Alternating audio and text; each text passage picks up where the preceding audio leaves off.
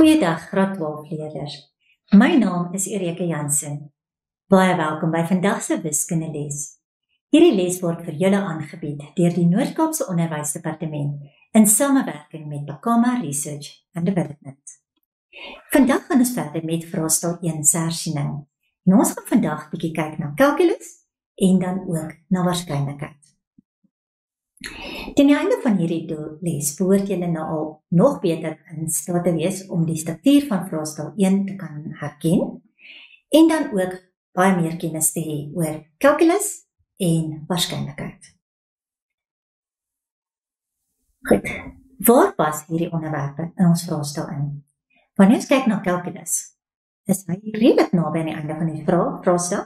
Dit behels vraag 8, 9 en 10. So hierdie onderwerp, tesame met waarskynlikheid wat dan nou ons heel laaste vraag is onderwerpe waarvoor jy regtig baie goed moet voorberei. Ons vind dikwels dat julle het 3 ure, maar hier teen 2 ure raak baie van julle regtig genoeg, want dan is jou brein nou al gaar gebruik.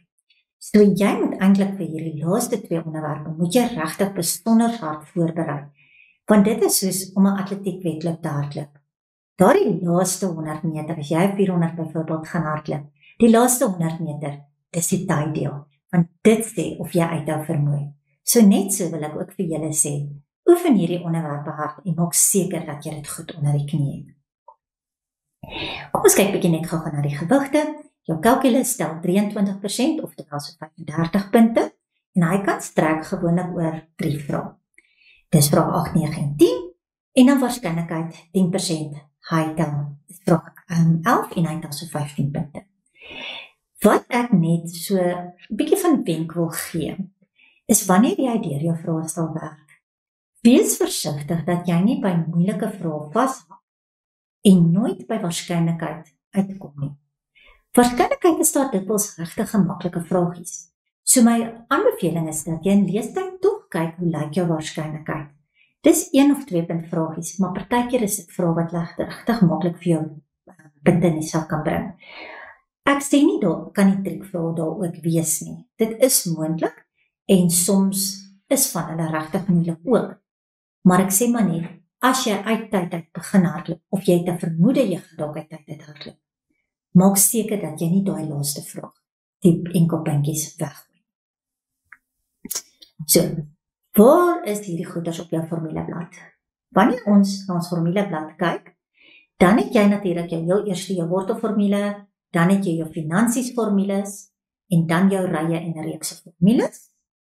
En dan weer finansies, ons matriekfinansies, die F en die P formule, en dan kom ons hier by ons kalkulus formule.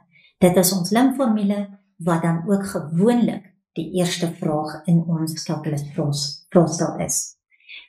Oor die algemeen, jou kalkulus sluit gewoonlik jou eerste beginselsvraag eerste in, maar nie baie lank terug nie, het een van my leerders op 'n vraestel afgekom, waar die eerste beginselsvraag eers omtrent die 3de vraag was. So moenie skrik as dit gebeur nie, dit is ook moontlik.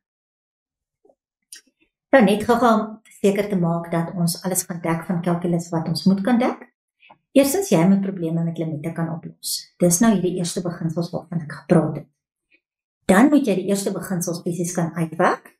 Jy gaan of 'n basiese grafiek soos y is gelyk aan x skryf 2x, of jy kan 'n paraboliese grafiek kry, y is gelyk aan x kwadraat. En dan die een wat vir julle so die trickieste is y is gelyk aan 1 op x. So maak seker dat jy die breukene ook kan doen. Dan die tweede afdeling, of die tweede gedeelte van kalkulus wat jy moet kan verwag, is jou toepassing van jou diferensiasiereëls. Dit is daardie vrae waar hulle vir jou uitdrukking gee en hulle sê vir jou, pas die diferensiasiereëls toe en diferensieer net hierdie funksies.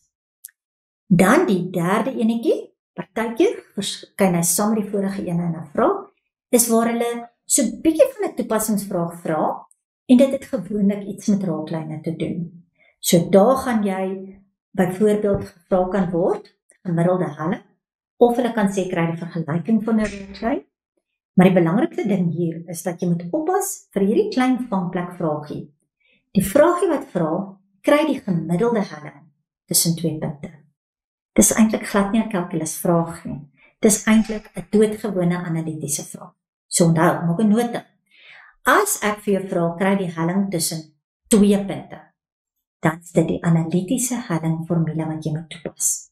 Jy sal dalk net jou y-waardes van jou punte moet gaan bereken, maar dit bly nog steeds die analitiese hellingformule. As ek praat oor die helling van 'n raaklyn of die helling by 1 punt, dan gebruik jy kalkulus, ons eerste afgeleide. So dit is dan wat ons daar genoem het by punt 4. Dan moet jy ook die faktorstelling kan toepas om derde graadse polinome te kan faktoriseer. So ons kan vir jou derde graadse uitdrukking gee en jy moet dan self hom in gefaktoriseerde formaat kan kry.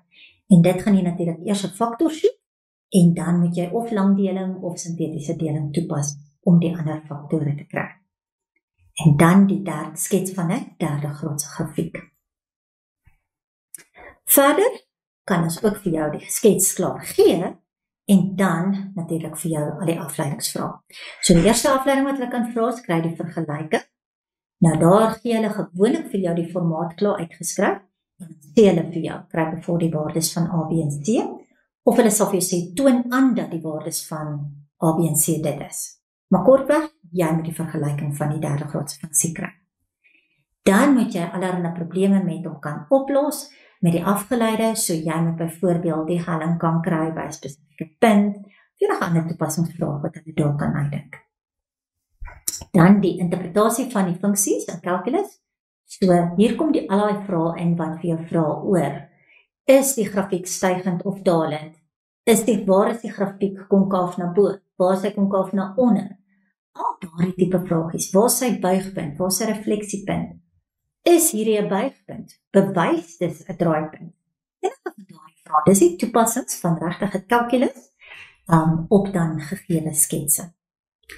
En dan ook moet jy by jou toepassingsvrae vir die laaste 3 hierso, vraag 10 of punt 10, 11 en 12.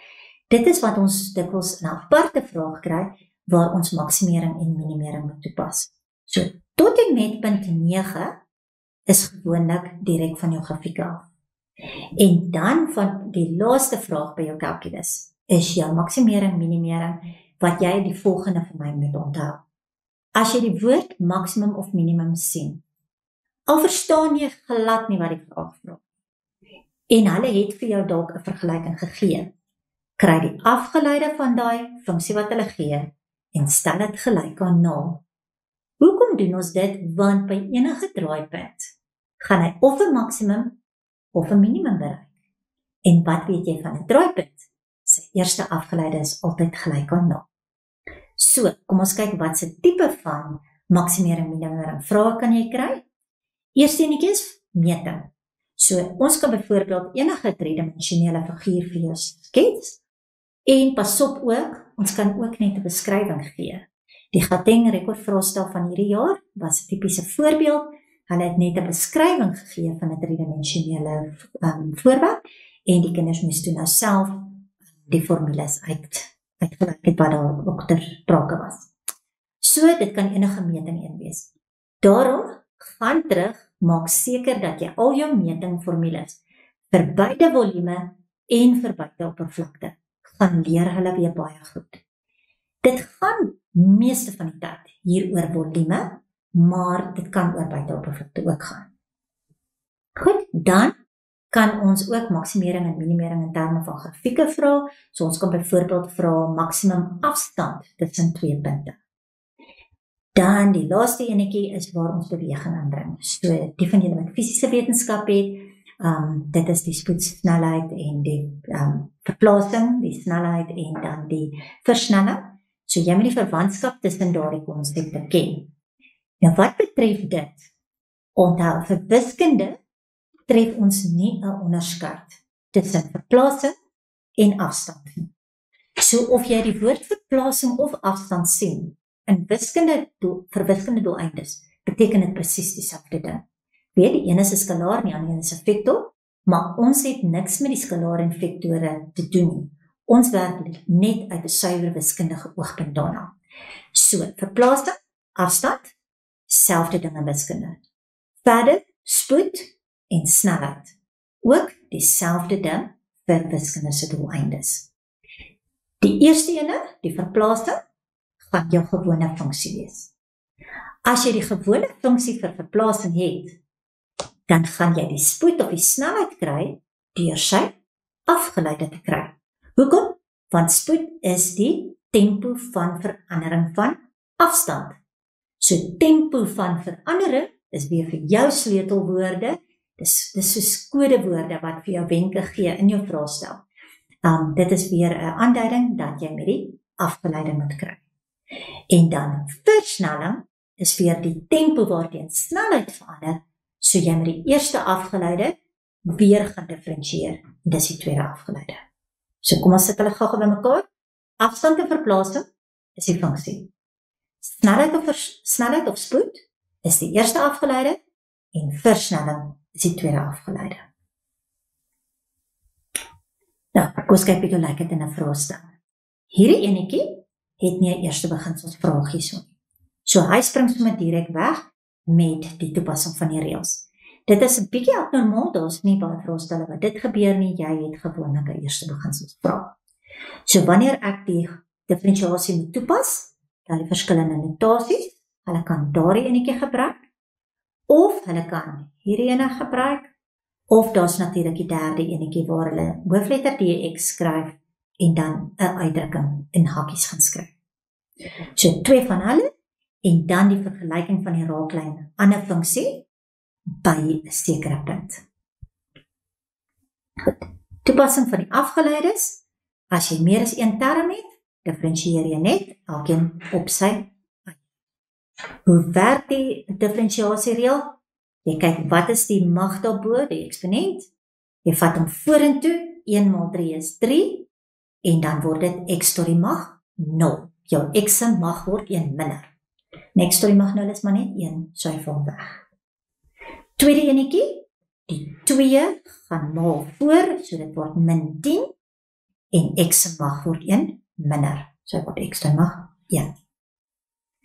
Volgende enetjie, kry die afgeleide vir daardie ding. Nou, jy kan nie differentieer as jou uitdrukking nie in die regte formaat is. Wat bedoel ek daarmee? Daar's 3 goed waarvan jy ontslae moet raak. Eerste ene is breuke. Tweede een is wortels en die derde een is hakkies. As jou oorspronklike uitdrukking enige een van daai 3 goed bevat, moet jy ontslae raak daarvan. So jy moet hom herskryf in ander formate. So as ons die eerste enetjie vat, dan gaan ons daardie x wat 'n probleem is, vat ons boontoe en hy word x tot die mag min 2. Maar onthou nou, ons is nog nie besig om die afgeleide te kry nie. Ons is nog steeds besig met die oorspronklike funksie wat ons nou net in die regte formaat kry. As jy wil differentieer, sê vir my kinders, jou formaat is iets x tot 'n mag. Iets x tot 'n mag, die hele tyd. So hierdie is nou reg, want hy's iets x tot 'n mag. Die tweede ene gaan jy in eksponentvorm skryf. So hy word minus x tot die mag 7/3.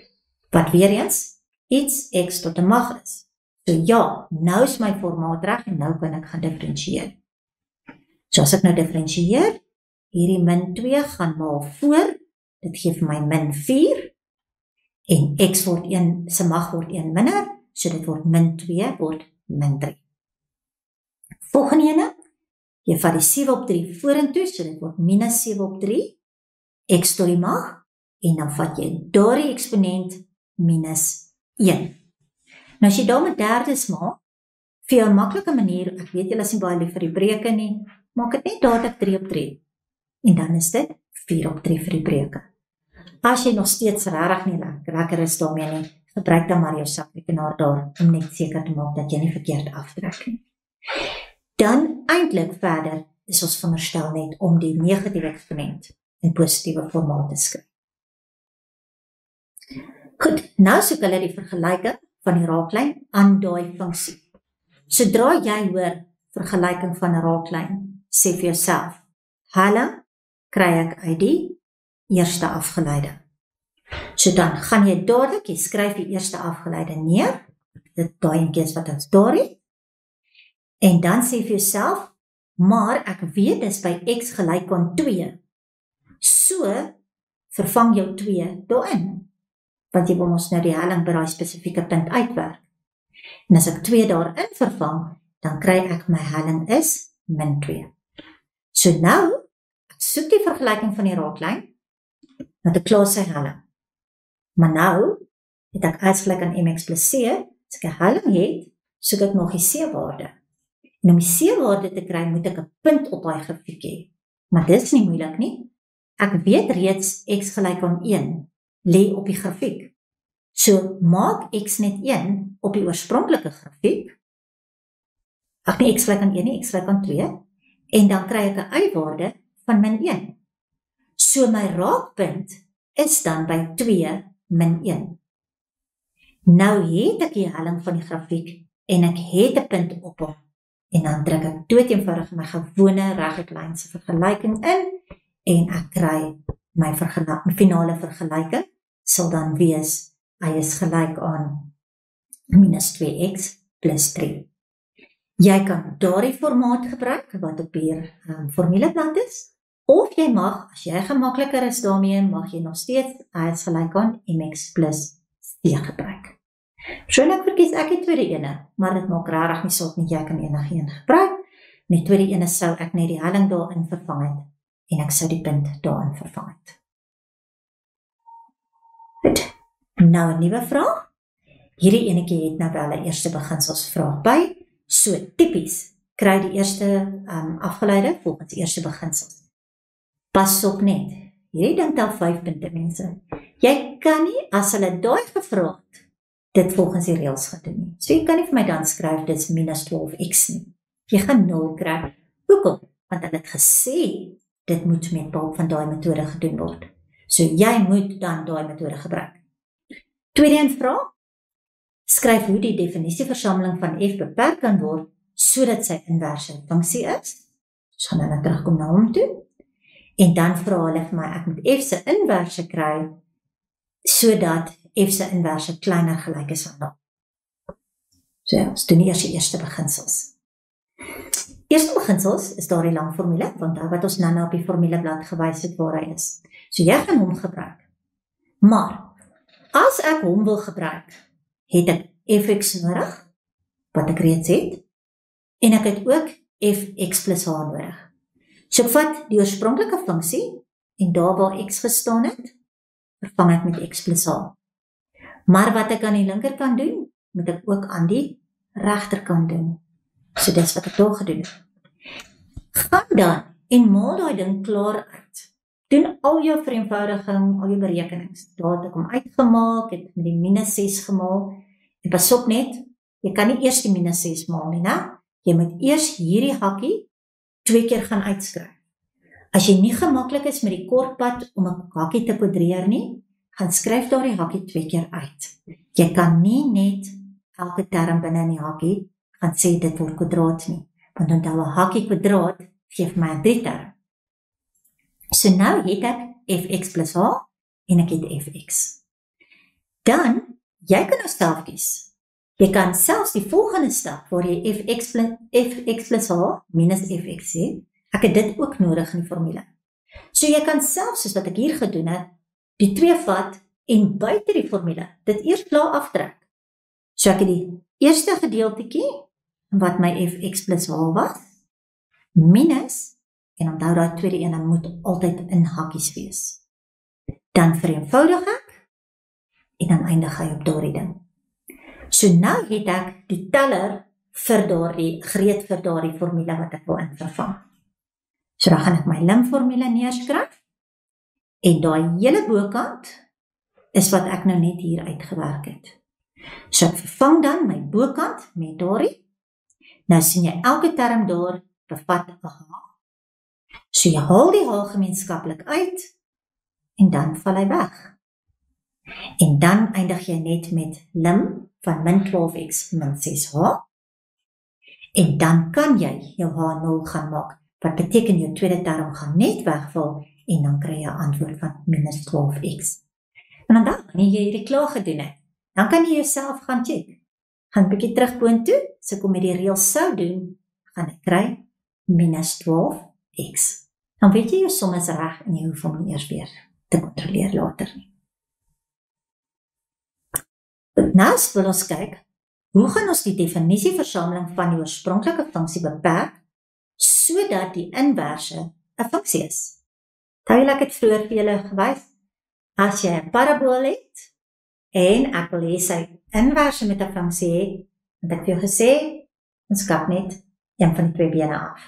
So, hierdie funksie wat ek hier het, is 'n basiese parabool, hy het nie links of regs geskuif nie, ook nie op of afgeskuif nie, so sy draaipunt gaan nog steeds by die oorsprong wees. So in die geval, gaan ek dan net sê, x moet groter of gelyk aan 0 wees. En onthou, maak dit is gelyk aan. Jy kan dit ook kleiner, x kleiner gelyk aan 0 gekies het. Enigeen van die twee. Volgende vraag, vra ons met die inverse kry. So, kom ons gaan nou terug.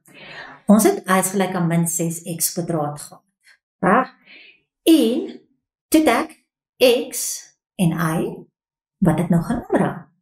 So nou kry ek x is gelyk aan min 6y kwadraat. Ek deel deur min 6, so dan is dit minus 6x, en dan trek ek die wortel. Nou wanneer jy 'n wortel trek, sê ons mos gewoonlik, dis plus minus. Maar, nou moet jy oppas. Daarbo het ons gesê, die inverse, oor sy y-waarde, moet kleiner gelyk aan 0 wees. So dit beteken, die y moet kleiner gelyk aan 0 wees. Daarom kan ons nie die positiewe 1 gebruik nie. En dus gaan ons net sê, y is gelyk aan die negatiewe 1, want my antwoord moet negatief wees. Goed, dan, die enetjie wat julle regtig baie vergeet. Ek teken altyd so in 'n blok. Hier is my funksie. Daarbo was 'n beperking. Daardie beperking het ons afgetrek hier. Hy moet daar van toepassing wees. Maar jy het 'n wortel getrek. En onthou, sodra jy 'n wortel trek, moet daardie binnekant van daai wortel moet beperk word. Want jy het nou 'n ding getrek, 'n wortel getrek oor 'n veranderlike. As jy nie daai veranderlike gaan beperk nie, beteken dit jy kan opeindig met iets wat nie reëel is nie. So, as jy op hierdie punt kom en jy trek 'n wortel, dan moet jy vir jouself sê, dit wat binne in die wortel is, min x op 6, ons moet so skryf, min x op 6, moet groter of gelyk aan 0 wees. Maal die 6 oor, dan is min x groter gelyk aan 0, en x dan kleiner gelyk aan 0. En dis waar hulle by hierdie beperking gedoen. Maak vir jouself regtig 'n groot ster daarso en sê, baie belangrik, want dit is een wat hulle nie gaan vra nie, maar hulle gaan verwag, jy moet hom by hê. 'n Paar jaar terug het hulle hierdie eindste vraag net so in 'n matriekvraestel gevra, en hulle het, daardie punt was 4 punte gewees. Hier julle in die begin, onthou julle, ons het ook op die vorige bladsy het ons gesê, x groter gelyk aan 0. En dit kom weer terug, ons het hom beperk. Maar nou goed, in hierdie geval het hulle nie dit hier ingebring nie, maar die vraag wat ek nou verwys het hulle 'n beperking in die begin ook gegee. As hulle daai beperking in die begin gee, moet jy onthou om dit ook te verander na die teenoorgestelde. Soos x groter gelyk aan 0 is, dan sal dit y groter gelyk aan 0 wees. Nog 'n vraagie, vraag 9. Uit die November vraestel van 2024, gee hulle vir my derde graadse grafiek, en hulle gee my 2 punte op daai grafiek, wat dan ook die draaipunte van my grafiek is. En die y-afsnit is ook vir ons aangedui. So nou vra hulle vir my eerstens, vir watter waardes van x is hierdie funksie, maak net altyd baie seker, dit is ons funksie. Want onthou, daar's daardie bietjie moeiliker vrae waar hulle vir ons die afgeleide besked gee, en nie die oorspronklike funksie nie. So hierdie is baie definitief die funksie, so hulle vra waar is sy daling, en dan vra hulle ook die x-afsnitte van die afgeleide. Goed, ons kom terug daarna toe. Vir watter waardes van x is die funksie dalend? Dit sal wees van daar na daar. Ek sê vir my kinders, sien dit soos 'n rollercoaster. Jy klim aan die linkerkant op, ek is besig om te styg tot by punt A. Dan daal ek tot by B en daarna styg ek weer. So, die waardes wat dalend is dan x groter as 1 en kleiner as 5/2. Daai goedjies is nie ingesluit nie. Hoekom nie? Want by 'n draaipunt self is ek nie besig om te styg of te daal nie. Nou die volgende vraag vra vir die x-afsnitte van die afgeleide. Nou, as ons nou wil praat oor die x-afsnitte van die afgeleide, dink gou-gou 'n bietjie mooi. Die afgeleide van hierdie ding, ek wil hê jy moet vir my hierdie neerskryf. Buigpunt, draaipunt en x-afsnitte. Daai 3 goedertjies gaan jou baie help om sketse te interpreteer. As ek die buigpunt van 'n grafiek het, gaan dit vir my die draaipunt van die volgende grafiek gee, van sy afgeleide. As ek die draaipunt van 'n grafiek het, gaan dit vir my die x-afsnitte van die volgende grafiek gee. So, hou daai rympie. Ek gaan dan weer dan toe terugkom. Hoekom werk dit so? Dink gou-gou 'n bietjie mooi. Die x-afsnitte van die afgeleide. Dit beteken afgeleide moet dan gelyk wees aan 0. Want x-afsnit wil ek mos dit waarmee ek besig is, sy y-waarde 0 maak. So, as ek besig is met die afgeleide, moet ek dan die afgeleide gelyk aan 0 maak. En afgeleide gelyk aan 0 gee dood eenvoudig vir my die draaipunte. So, die oorspronklike grafiek, funksie, se draaipunte, gaan dan die x-afsnitte van die afgeleide word. So, daar is my x-afsnitte, hy is 0, en dan gebruik ek net hierdie x-waardes hier. Daar is soos die 1, en daar is die ander ene. Hy gee dan vir my draaipunte. So die draaipunte van die oorspronklike grafiek is waar die afgeleide gelyk is aan 0. Maar afgeleide gelyk aan 0 is ook die x-afsnitte van my afgeleide. En dis waar ek dan daardie afsnitte gekry het. Volgende eentjie vra vir my vir watter waardes van x sal die funksie konkaaf na bo wees. Nou, konkaviteit beteken konkaaf na bo, beteken jou grafiek maak 'n bakkie na boontoe. Konkaaf na onder beteken die grafiek maak so bergie na onder toe. So as ek op my grafiek gaan kyk, hierso het ek nou die funksie, hy gaan eers opwaarts, en dan as hy net gou my pen weer reg kry vir ons, dan gaan ek opwaarts, hy vorm 'n bergie, die iewers hierso gaan hy verander. Van daar af maak hy 'n bakkie. So ek moet daardie punt daar kry, en hy moet konkaaf na bo wees, wat beteken dis die tweede helfte van my grafiek. Nou wat noem ons daardie punt, waar hy van konkaviteit verander? Dis my buigpunt. Die verdere ding wat jy moet onthou is dat jou buigpunt lê presies in die middel tussen jou twee draaipunte. So nou terugkom daarna toe. En dan die tweede vraag is die lekker K-vraag. Daar van my leerders hou glad nie van hierdie vraag nie, maar is eintlik regtig nie so moeilik nie. So nou oor hom gesels. Ons soek 3 positiewe x-afsnitte. So die eerste enetjie waar ons nou gepraat het oor die konkaviteit, gaan ek die feit dat hy in die helfte tussen daai twee punte is, gaan ek gebruik. So ek vat die 1 plus die 5/2 en ek deel dit deur 2. Dit gee vir my dan 'n x-waarde van 7/4. Nou, ons wou net geweet het waar is hy konkaaf na bo, so dit was as daai 7/4 is jou x-waarde en dit slegs gevra vir die x-waardes, so dan sê ek dis enige iets regs van hom. So x groter as 7/4. Hoekom nie gelyk aan nie? Want by die buigpunt self is die tweede afgeleide gelyk aan 0. En gelyk aan 0 is nie konkaaf na bo of konkaaf na onder.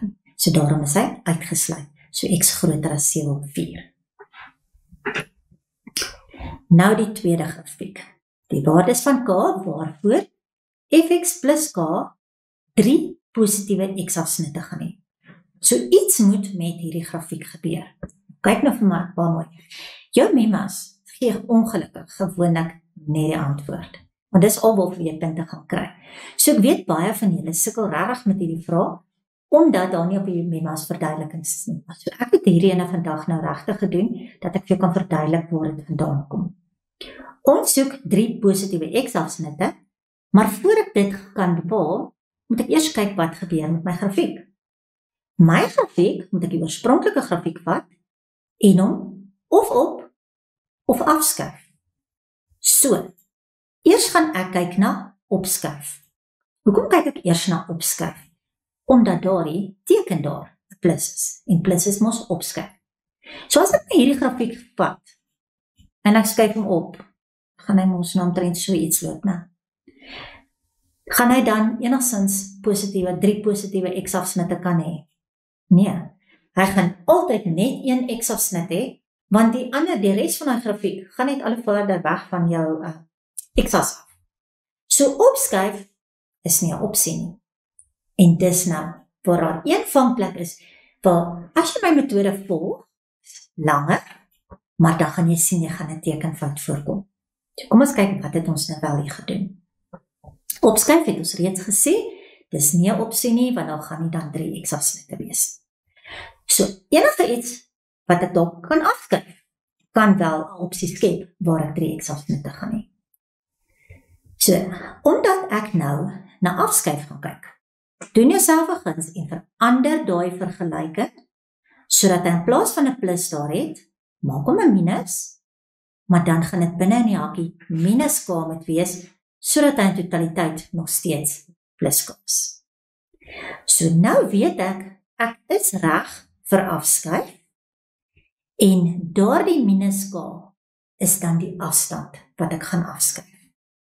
Nou moet ons net uitvind, wat is daai afstand? Nou jy het gewoonlik 3 punte hierso, wat jou gaan help.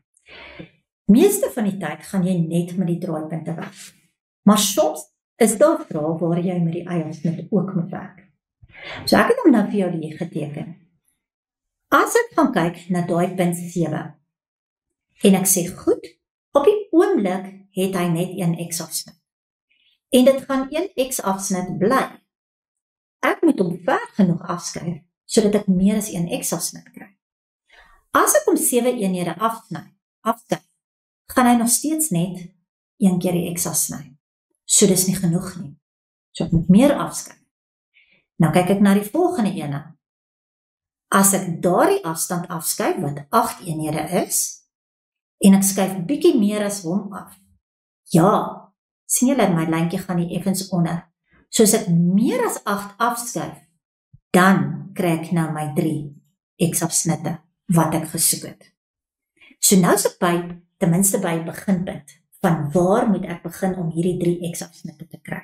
So die eerste ding is jou afstand moet groter as 8 wees, want ek moet langer as daai G-lyn afskuif.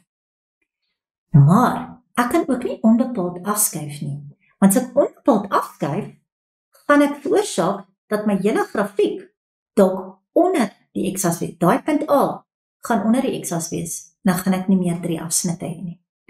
So kom ons skuif hom nou daai af. So onthou nou daar afstand groter as 8. Vat ek die punt 9 en ek skuif hom daardie hoeveelheid af. Sien julle, ek maak dit net hierso, dat my grafiek nog bo kan die as is.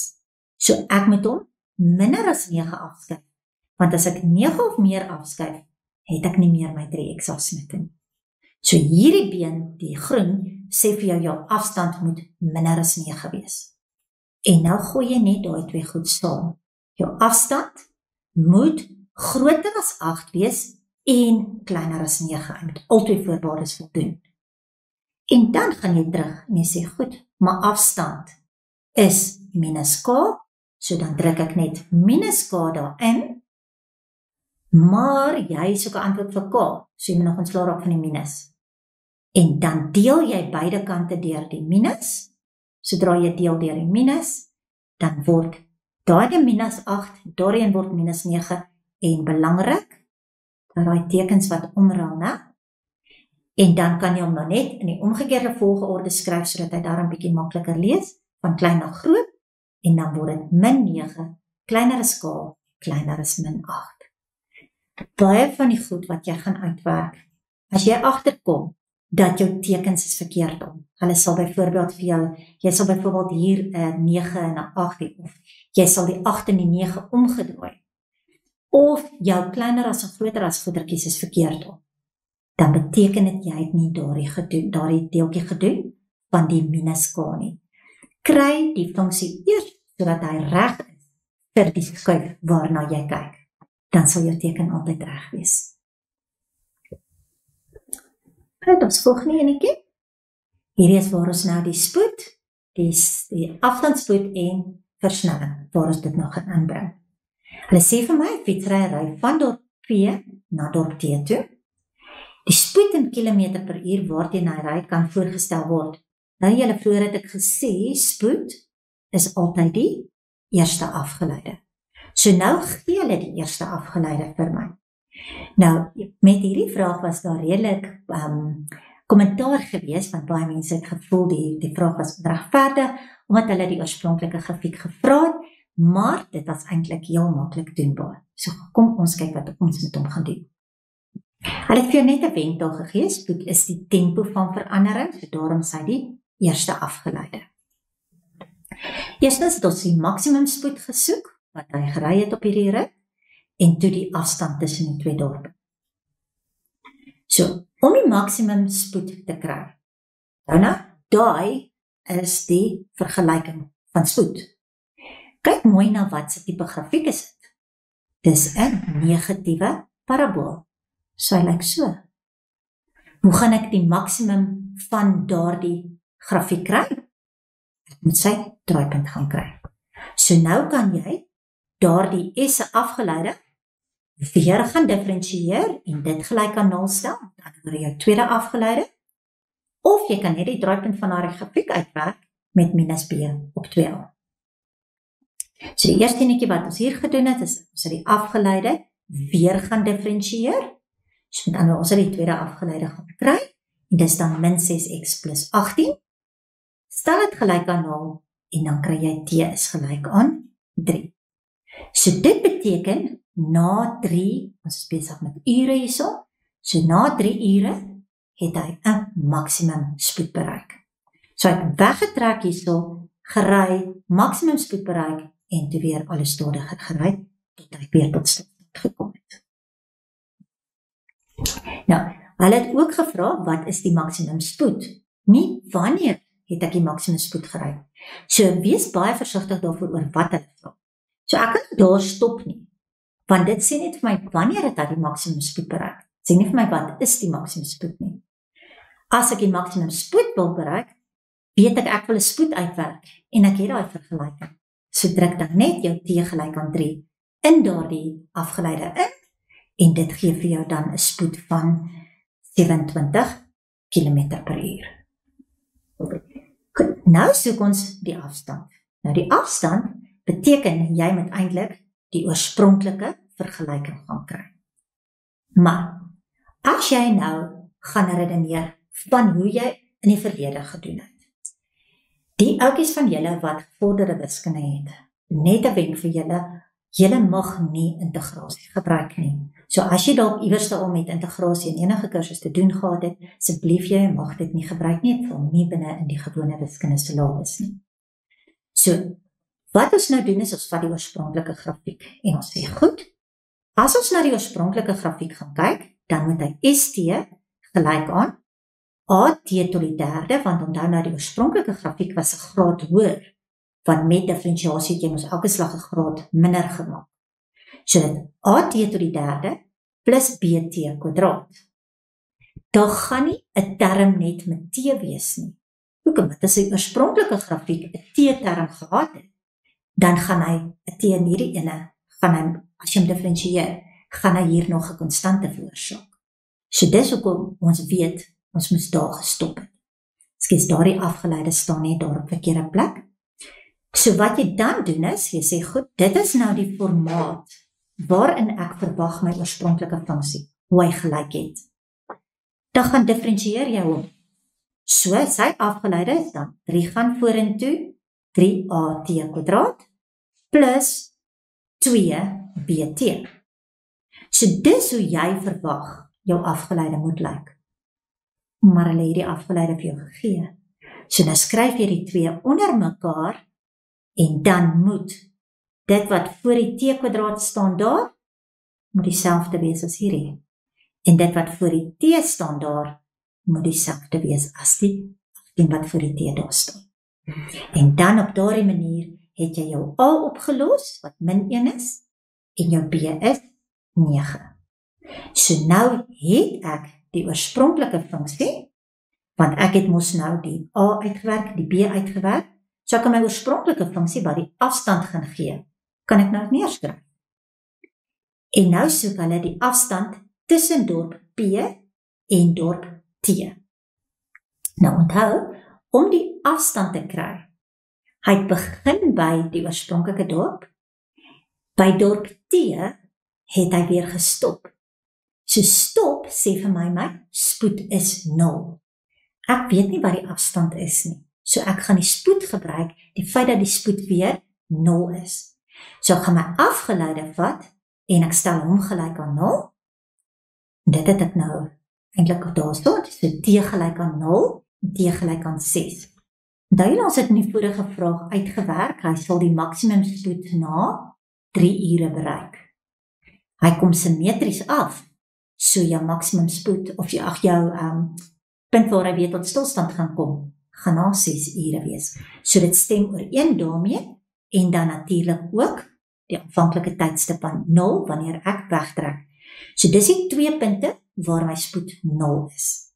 So ek weet, wat by T wees, wat nou, ek soek die afstand van P na T toe. P is waar ek nog nie beweeg het nie, so daar sit 0.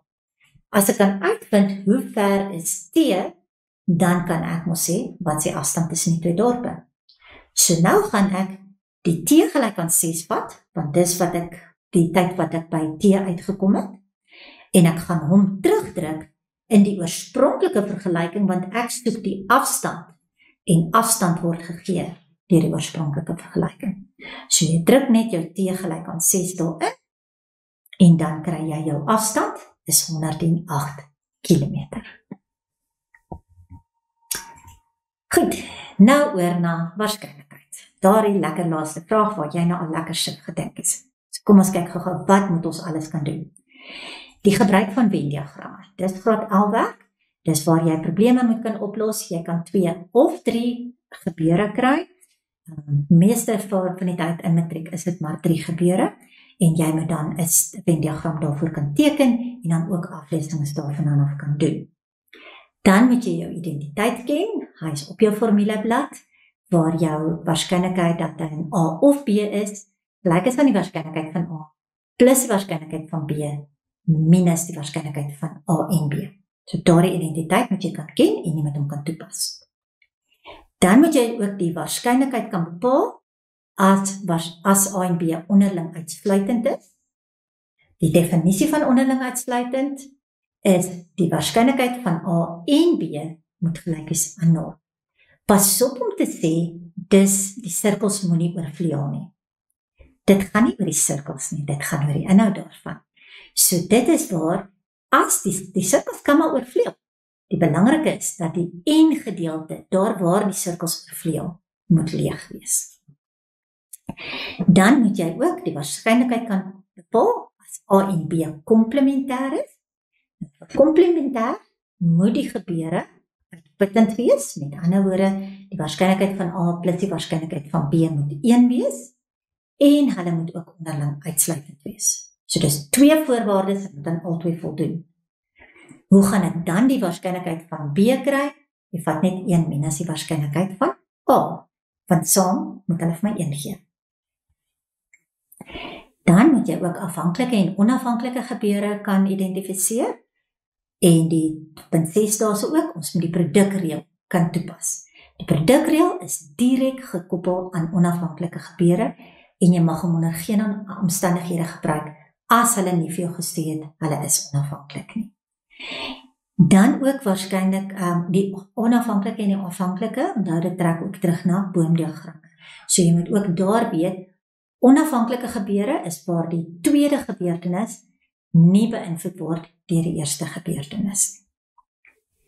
Dan die waarskynlikheid waar A en B onderling uitsluitend is, dit het ons reeds gedek, waar hulle waarskynlikheid van A en B gelyk is aan 0. Dan boomdiagramme, daar sit opeenvolgende gebeurtenisse, so jy gooi byvoorbeeld 'n muntstuk en daarna gooi jy 'n dobbelsteen, of ek trek 'n blou bal en daarna trek ek 'n rooi bal, daardie tipe van situasies moet jy kan voorstel 'n boomdiagramme. Dan twee-rigting tabelle, wat meeste van die tyd maar gekoppel word aan onafhanklikheid. So hulle gaan byvoorbeeld vir jou twee-rigting tabel gee, soms vra hulle vir jou om die ontbrekende waardes in te vul op daai tabel, en dan soms vra hulle vir jou om met behulp van die tabel te bepaal of twee gebeure onafhanklik is of nie. Dan die matriekwerk, dit is die toepassing van die telbeginsel, fundamentele telbeginsel, daar moet ons voorwerpe kan rangskik, met geen beperkings daarbey nie, dan moet jy kan sê, ek het 50 items, op hoeveel maniere kan ek dit rangskik.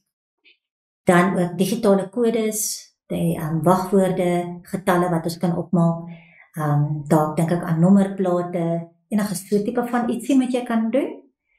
Dan groeperings, dis tipies die voorbeeld wat ons met boeke doen, ek het verskillende vakke se boeke, en ek sê byvoorbeeld vir jou, al my wiskundeboeke moet by mekaar staan. Party van ons noem dit ook die rekkiessomme. Dis waar ons goed in groepies staan plaas. Dan woordrangskikkings, vangplek daar, onthou, die letters wat dieselfde is, gaan nie vir jou unieke woorde gee nie.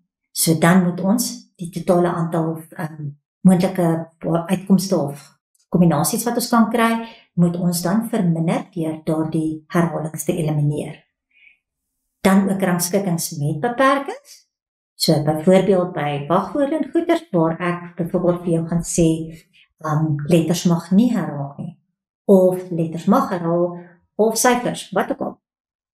Dan ook identiese voorwerpe, dit koppel nou aan die woordrangskikkings, jy gaan dit op dieselfde manier hanteer. En dan algeheel die toepassing van 'n fundamentele telbeginsel om waarskynlikheidsprobleme op te los. So, die eerste vraagie wat ons hier gaan kyk na, is 'n lekker graad 11 vraag, waar ons 'n Venn-diagram gekry het, en hulle dan vir my allerlei spesifikasies gegee het, en vir my gevra het om dit te gaan teken op 'n Venn-diagram. Nou, wenk by hierdie goed is om eers deur te lees vir twee goeders. Die eerste ene is, dat jy kan agterkom of hulle iewers vir jou sê, wat moet jy X maak. As hulle dit nie vir jou sê nie, dan kyk jy of hulle nie iewers vir jou ietsie sê, van, kom ons sê in hierdie geval, dit is wiskunde, toerisme en geografie. So, sê hulle nie iewers vir my, hoeveel kinders vat wiskunde, toerisme en geografie nie. As jy dit het, val jy dit reg in die middel in. Jy werk basies, wanneer jy die Venn-diagramme invul, werk jy altyd van die middel af, buitentoe. So kom ons kyk, hoe gaan ons hierdie ene teken. Dit is hoe hy finaal lyk, maar ek gaan gou vir jou wys waar ons al die waardes gekry. Hulle het vir my gesê, eerstens, al die leerders skryf minstens 1 eksamen. Dit beteken, niemand val buite die sirkels nie. So dis hoekom die buitekant leeg is. Toe, die tweede ding wat ons gaan kyk. Jy los eers daardie 3. Hoekom los jy hulle? Want al 3 van hulle sê vir my, hoeveel kinders vat wiskunde, hoeveel vat toerisme en hoeveel vat geografie. Maar dit beteken dis daai volle sirkels. Die sirkels oorvleuel, so jy weet nie, soos byvoorbeeld in die eerste geval wiskunde, daar's 22 kinders. Jy weet nie in watter gedeeltetjie moet daai 22 versprei wees nie. So los daai stellings eers uit. Toe het ons gegaan na 5 leerders skryf wiskunde en toerisme. Nou wiskunde en toerisme sal daai hele groep wees daar. Dan sê hulle, maar nie geografie nie. So dit sluit nie daai stukkie in nie. So dis net daai deeltjie. So dis hoekom die 5 daar. Dan dieselfde met 4 skryf wiskunde en geografie, maar nie toerisme nie. Dis waar daardie 4 vandaan kom. En dan 3 skryf toerisme en geo, maar nie wiskunde nie. En dis waar daardie 3 vandaan kom. So sien julle, ek het nou eers daardie 3 Ek noem dit my blombaartjies, die dele waar daar 2 van hulle oorvleuel ingevul. Dan sê hulle verder ook vir my, 6 leerders skryf net toerisme. So net toerisme beteken hy oorvleuel met niks anders dan nie, en dis daar die 6 wat daar gekom het. So nou het ek nou al op daai punt, het ek nou al 3 daai binneste, ek het die 3 gedeeltes, die 5, die 4, die 3, en ek het die 6. Nou as ek nou die toerisme sirkel gaan kyk, hulle sê vir my in totaal moet daar 16 in wees. Ek het die 5, ek het die 6, en ek het die 3. So daar's net een gat wat oorbly, en dis daai heel binneste gedeeltetjie. So dan tel ek daardie 3 op, dit gee my 14, wat beteken as ek in totaal 16 daar moet wees, ek skryf vir 'n gewone kanaaltjies daar buite, as daar in totaal 16 moet wees, beteken dit hier moet 2 in die middel wees. En daardie 2 gaan jou dan nou help om al die ander gate in te vul. 22 skryf wiskunde, so die 22 wat wiskunde skryf, wat ek net daarby uitkom, hy sê vir jou daar gaan 22 in totaal wees daar, ek het die 5, ek het die 2, ek het die 4, dit gee vir my 11, so daardie stukkie wat daar gekort het, is dan 11. En dan die derde ene, sê daar moet 18 hier onder wees, maar ek het die 4, die 2 en die 3, so daar moet 9 in die stuk wees wat nou nog gekort het. En dis waar hulle by al daardie waardes uitgekom het. Nou vra hulle vir my, bereken die waarskynlikheid dat jou kanse gekose leerder in minstens 2 van die vakke eksamen skryf. Minstens beteken dit kan 2 wees, maar dit kan ook 3 wees. So kom ons gaan kyk watter dele dit is. Dit sal daardie deel wees, dis 'n oorvleueling tussen wiskunde en toerisme. Hierdie deel, oorvleueling tussen wiskunde en geografie, en daardie deel wat toerisme en geografie oorvleuel. Maar, omdat hulle hier sê, minstens 2, beteken dit kan ook die wees wat 3 vakke het. En dit is daardie binneste gedeeltetjie. So met al daardie gedeeltetjies gaan ons bymekaar tel, en dit gaan vir my gee 4 plus 2 plus 5 plus 3, op 40, waar kom die 40 vandaan? Die 40 moet jy eintlik hier buite die blok skryf, NS is gelyk aan, die 40 het ek gekry deur al daardie waardes bymekaar te tel, dit is 40. So dan is die waarskynlikheid, moet hy die hoeveelheid wat jy nou hier gemerk het, op die totaal van 40, en dit gee vir my 14 op 40, maar dan vereenvoudig het altyd, so 7 op 20, of as jy dan regtig wil, jy kan dit ook in desimale vorm skryf, wat 0,35 is. Volgende vraagie vra, bepaal of die volgende gebeure onafhanklik is. Skryf eksamen in wiskunde, en skryf eksamen in toerisme. So, dan terug aan jou onafhanklikheid, jou produkreël, onafhanklikheidsreël, wat ons gebruik. So, in jou onafhanklikheidsreël, jy mag hom nie uitskryf nie, want jy weet nog nie of hy onafhanklik is nie. So, jy vat die een kant. Die een kant is die waarskynlikheid van M, die waarskynlikheid dat hy wiskunde vat, maar met die waarskynlikheid dat hy toerisme vat. So, waarskynlikheid dat hy wiskunde vat, onthou daar was 22 in totaal wat wiskunde gevat het, uit die 40, dis daai gedeelte, en dan was daar 16 wat toerisme gevat het, dit was daai gedeelte, ook uit 40, maal dit, en hierso is dit altyd 'n goeie idee, om dit maar in desimale vorm te skryf, want jy wil 2 kante vergelyk, en die breuke gaan nie natuurlik op dieselfde nommer wees nie. So dis dan 0,22. Die ander kant van jou produkreël, sê jy moet die waarskynlikheid dat hy in M en T is, moet jy gaan uitvind. So, M en T beteken dis daardie hele gedeelte daar. Onthou, hulle sê niks van G nie, so jy ignoreer G. G bestaan nie nou vir jou as jy die aflesing doen. So dis 5 plus 2 geef my 7 uit 40 en dis 0,175. So wat sien jy van daai 2 kante? Daardie 2 kante se antwoorde is nie identies nie, en daarom gaan jy dan vir ons skryf. Die waarskynlikheid van M maal die waarskynlikheid van T nie gelyk aan die waarskynlikheid van M en T nie, So jou produkreël is nie van toepassing nie, en daarom kan ons sê, hy is dus nie onafhanklik nie. Dan kom ons bietjie by 'n kode wat ons kan genereer. Maatskappy genereer 'n 4-karakter kode deur die 26 letters van die alfabet te gebruik en dan die 10 syfers 0 tot 9. Die vorm moet wees letter, syfer, letter, syfer.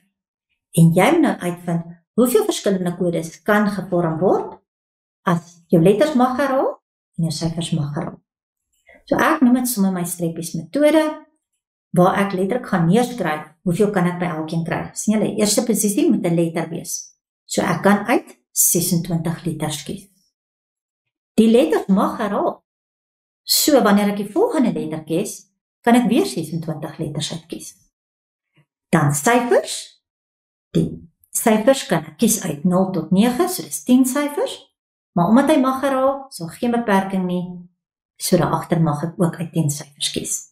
En dit gee dan vir my totaal van 67.600 moontlike kodes wat ek net daaruit kan vorm.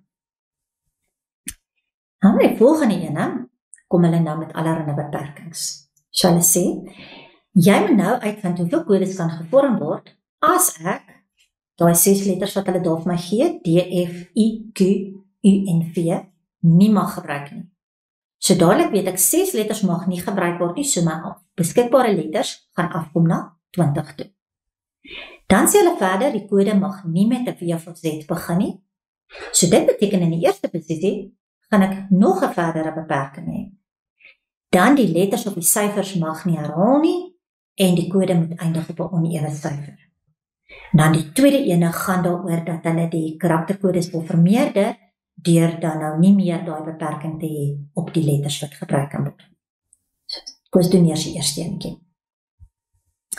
As ons kyk na D, F, I, Q, U en V mag nie gebruik word nie, het ek reeds gesê, die 26 letters verminder nou met 6, dit beteken daar's 20. Maar, hulle het verder gesê, die eerste ene mag ook nie 'n W of 'n Z wees nie. So trek nog 2 af, wat beteken in die eerste posisie, kan ek net uit 18 waardes kies. Goed, derde posisie, jy het mos 26 letters gehad, jy mag daar die 6 nie gebruik nie, so dan is jy af na 20 toe, maar, omdat jou letters nie mag herhaal nie, en jy het alreeds een in die eerste posisie gebruik, beteken dat jy het nou net 19 letters daaroor. Gaan ons na die syfers toe.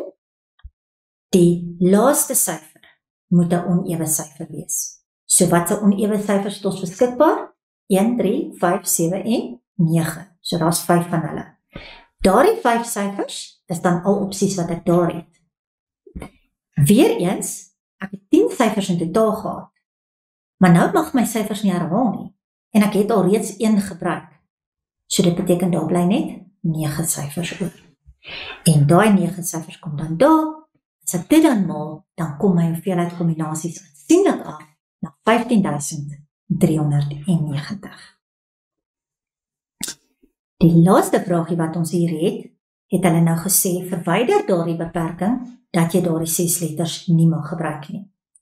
So nou is ek terug by 26 letters, maar die eerste 2 mag ek nog steeds nie daai W en sy maatjie gebruik nie. So dan is dit 26 minus 2, geef my 24 in die eerste posisie, maar, onthou nou 26 letters, ek het dit beskikbaar in totaal, ek het 1 reeds gebruik, so daarin is daar net 25. Dan as ons kom by die syfers, hy nog steeds op 'n onewe syfer eindig, so dit bly 'n 5 en dit bly 'n 9 daar, so daai het nie verander nie, dit is net die letters gedeelte wat verander het. En dit gee dan vir my 27.000 moontlike kombinasies. Maar ons is nog nie klaar nie. Hoekom? Want hulle het nie gevra vir die aantal kombinasies nie. Hulle het gevra vir my vir die persentasie toename in die aantal kodes.